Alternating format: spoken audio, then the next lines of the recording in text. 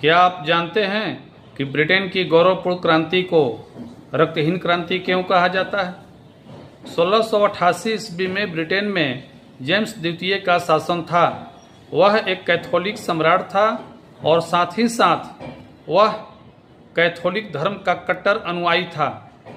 अतः उसने पूरे देश में कैथोलिक कट्टर मान्यताओं को लागू करना चाहता था।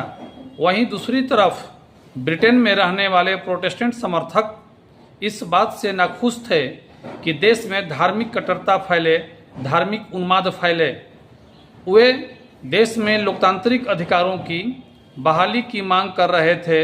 वे चाहते थे कि लोगों को उनका अधिकार मिले और देश में मानवाधिकार लागू हो, देश में एक लोकतांत्रिक चुनी हुई सरकार हो।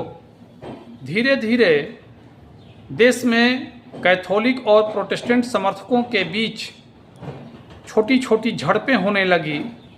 दोनों समुदायों के बीच एक राजनीतिक द्वेष, राजनीतिक वैमनस्यता की खाई चौड़ी होने लगी।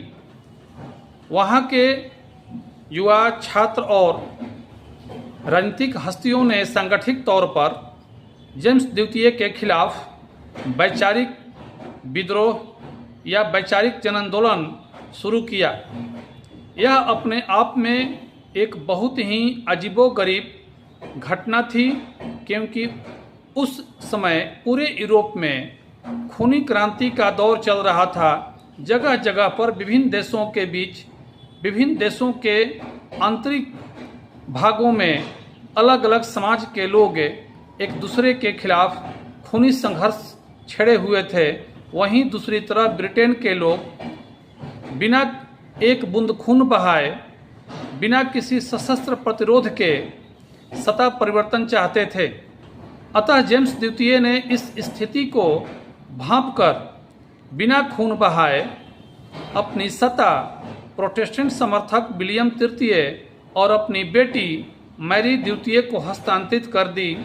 और यह ब्रिटेन के इतिहास में एक बहुत ही अनोखी और महत्वपूर्ण घटना थी कि बिना खून बहाए सत्ता का हस्तांतरण देश में संपन्न हुआ।